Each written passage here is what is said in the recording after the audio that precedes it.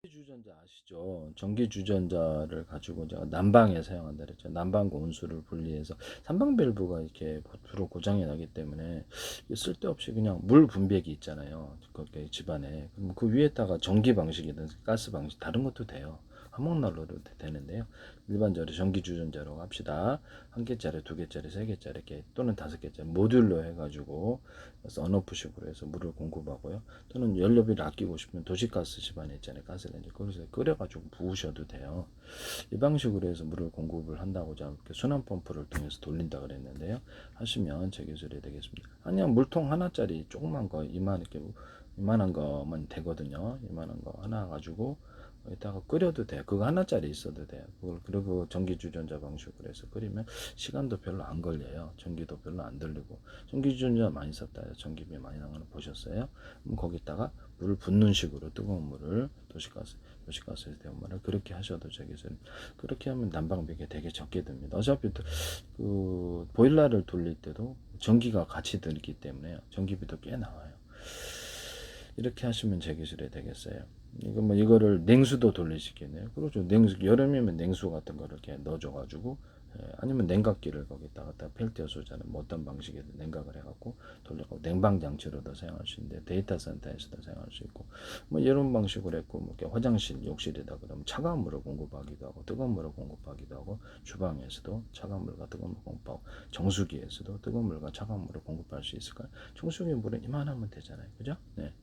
그렇게 해서 하시면 제 기술입니다. 즉시 공급을 한다는 거죠. 조그맣게 만들어서 조그맣게 냉각을 해서 즉시 공급한다. 그래서 이렇게 모듈식으로 많이 쓸 때는 하나, 둘, 세 개 모듈식으로 이렇게 이거 하시면 제 기술이 되겠습니다. 그럼 전기 주전자 같은 걸로 혹시 원자력 발전, 석유, 석탄, 가스 발전할 때도 뭐 이렇게 이 방식을 사용할 수 있을까요?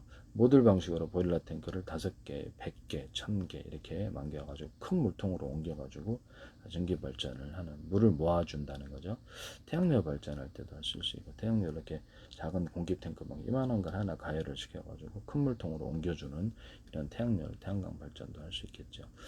이렇게 모듈식으로 온오프식으로 그러면 큰 설비가 필요 없어요. 대량의 설비가 우라늄, 토늄, 플루토늄 증기를 이용해 주거나 그것을 이렇게 가루를 이용하거나 입자를 이용해서 하면 바닷물에 식힐 필요도 없죠. 석탄 하시면 저기 있습니다. 모든 석유 같은데 어떤 산소를 섞어주거나 수소산소를 섞어주거나 바이오 디젤 이렇게 석탄을 증기화 시켜가지고 그것을 산소와 수소를 섞어주는 기술도 있을 수 있습니다. 남의 기술을 무단으로 사용하지 마세요. 그리고 거기다가 전기 주전자에다가 이게 조리기로 만들어주면 어떨까라는 생각이 드시죠?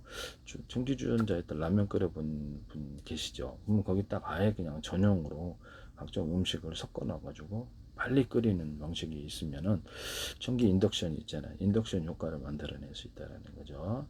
그래서 이거를 전용으로 만들어내면 어떨까라는 생각이 그런 건 아직 제가 못 봤는데요. 음식을 갖다가 섞어주면 그 안에서 끓여가지고 전용으로 팔팔팔팔 끓여서 온갖 음식을 조리해 먹을 수 있다라는 것이죠. 뭐 각종 국물 요리부터 시작을 해가지고 필요한 뭐 이렇게 뭐 온도가 되면은 밥도 지어 먹을 수도 있겠죠. 밥도 지어 먹을 수도 있다 이 말씀이죠. 그 전기 주전자나 압력밥솥 같은데 이렇게 열 코일 있지 않습니까? 전기 코일이 있는데 코일을 대중소 두 개를 틀리게 해서 두 개를 틀리게 대중소로 감안하면 보다 더 활약이 셉니다. 그리고 압력밥솥이나 전기 주전자 양 옆에다가도 그리고 밑에만 있는 게 양 옆에다가도 코일을 배치하면 빨리 끓일 수 있을까요? 네, 하시면 보일러 같은 데도 응용할 수 있겠죠. 남의 기술을 무단으로 사용하지 맙시다. 네. 그리고 아이스박스 같은 데도 그렇고 아니면 보온병 텀블러도 그렇고 차가운 물을 이렇게 펠티어 소자 방식으로 차가운 물을 많이 만들 수 있다면 아이스박스를 갖다가 항상 차가운 상태로 유지할 수 있겠죠. 그 물이 이제 안에서 순환하도록 해준다면 그러면 냉장고가 될 수 있는데 펠티어 소자 방식으로 물을 차갑게 공급을 해주면 만들어가지고 되게 획기적이지 않겠어요? 네네.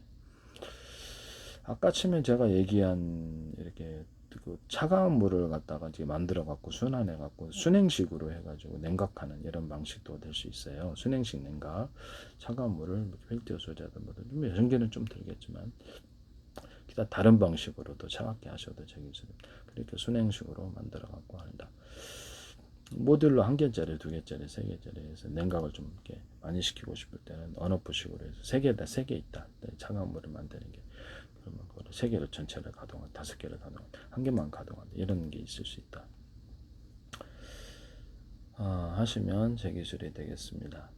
그래서 진공청소기 방식으로 거기 있는 열을 진공청소기나 어떤 이렇게 흡입을 해가지고 공기를 외부로 이전할 수도 있는데 이런 방식의 냉각 방식을 사용할 수도 있습니다. 남의 기술을 무단으로 사용하지 마세요. 그다음에 컴퓨터 같은데 어떤 CPU 얹어놓는 곳에 옥돌이라든지 금속하고 옥돌을 결합해 가지고 놔두면 그 위에다가 CPU를 얹어주면은 보다 차가워진 냉각 효과가 일어나게 되는데 이렇게 만드시면 제 기술이 되겠습니다.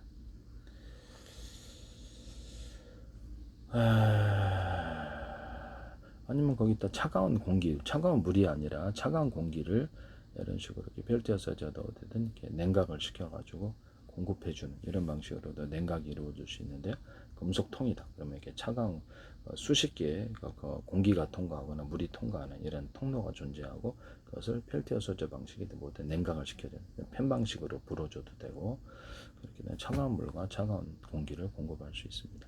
또는 뜨거운 이렇게 안에 수십 개의 금속 통로가 존재하고 뜨거운 금속 물통이다 그러면 그것을 이렇게 가열을 하면 뜨거운 물과 뜨거운 공기를 공급할 수 있습니다. 원자력 발전, 석유, 석탄, 가스 발전에서도 할 수 있고 일반 보일러도 이와 같이 하면 되게 빠르게 물이 끓여지는 현상이 이루어지게 됩니다. 여기서 쓰시면 제 기술이 되겠어요. 금속 탱크가 금속통이 있고 수십 개, 수백 개의 작은 단위로 물을 쪼갠다는 거죠. 물이나 공기를. 그래서 그거를 가열을 시키면 빨리 가열이 된다는 게 제 이론이거든요. 이렇게 모든 것을 하시면 되겠어요. 이것도 이제 다른데 응용할 때가 굉장히 많다. 이것을 뭐 길게도 만들 수 있고 작게도 만들 수 있고 그래서 이거를 펠티어 소재 방식으로 해서 갖고 다니는 에어컨이 될 수도 있어요. 갖고 다니는 단순히 거기다가 냉각 물질, 물이나 냉매를 같이 결합을 해갖고 바람을 통과시키면 갖고 다니는 선풍기가 되죠. 집안의 선풍기도 그렇게 만들 수도 있고요. 금속 통로를 이렇게 이렇게 좁은 계곡바라처럼 작게 해서 공기를 쪼개서 통과시키면 선풍기도 되고 펠티어 소재 방식이든 뭐든 차갑게 그것을 이렇게 냉각을 시키면 갖고 다니는 에어컨이 된다는 거죠. 갖고 다니는 홍풍기 만들려면 그 이제 가열을 전기 방식이든 뭐든 이제 전기 방식이겠죠. 연료는 가스도 될 수 있고 석유도 될 수 있고 가열을 하면 거기서 뜨거운 물이나 뜨거운 공기를 공급하는 장치가 될 수 있습니다. 그걸로 해서 온수 매트 만들 수도 있고 그걸로 이렇게 뜨거운 공기를 해서 이렇게 난방할 수도 있습니다. 변매 기술을 무단으로 사용하지 마세요. 양시장 같은 데도 뜨거운 물이나 차가운 물을 공급할 수 있을까요? 이렇게 하시면 제 기술이 되겠어요.